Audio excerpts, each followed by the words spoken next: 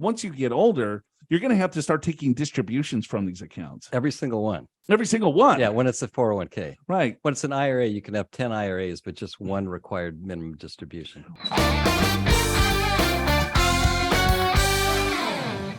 Let's go. We got John from Texas. He goes, hey, which episode number did you guys discuss advantages, disadvantages of doing a rollover from an employer plan to an IRA? There were many, but let me just quickly tell you the pros and cons.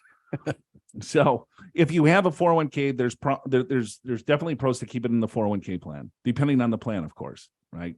That if it's a larger plan and you probably have a lot of options in the 401k plan, you can kind of do your research, and there's probably low cost index funds within the overall 401k plan. There's probably low fees. So why not just keep it in the plan? There's also a lot of advantages of rolling it into an IRA.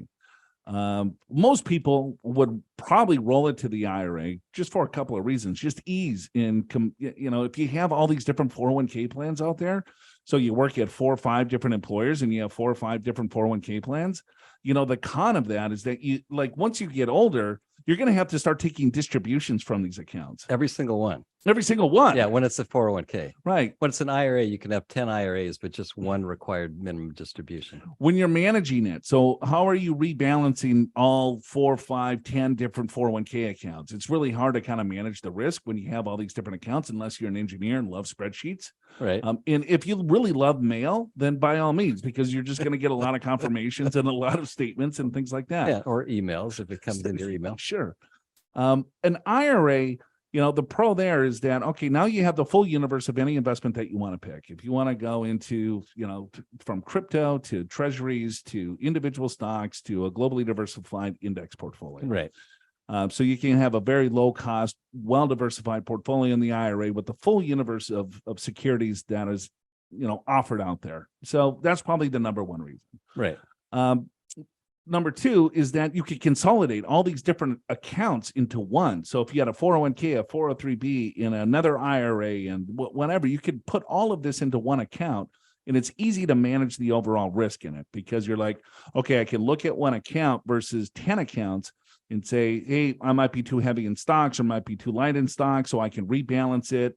If I want to do Roth conversions, you just take one from the IRA and you just move it to the Roth IRA. It's really easy to do it that way versus a 401k has to come in cash and then you deposit it. So, So here's a couple reasons not to roll. One is if it's a 401k and you're going to retire at, let's just say age 55 or 56, 57, you keep the money in the 401k, you can actually take distributions. As long as you retire and you're at least 55 years of age, you can take distributions without the 10% penalty.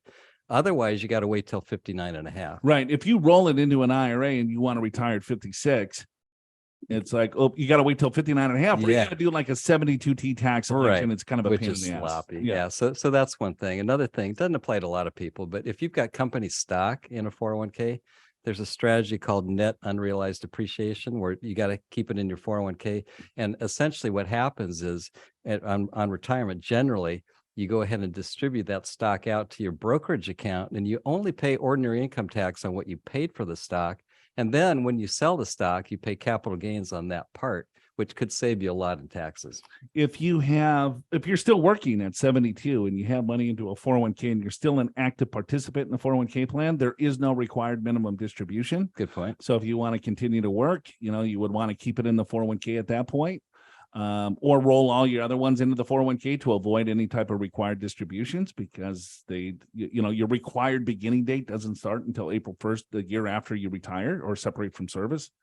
Yeah, but besides all those things, most people roll from the 401k to an IRA just because of simplicity. It's in one place. They have a bigger universe of investment choices. That's probably very common. Yeah. Are you prepared for retirement? Schedule a free financial assessment with an experienced financial professional right online at purefinancial.com.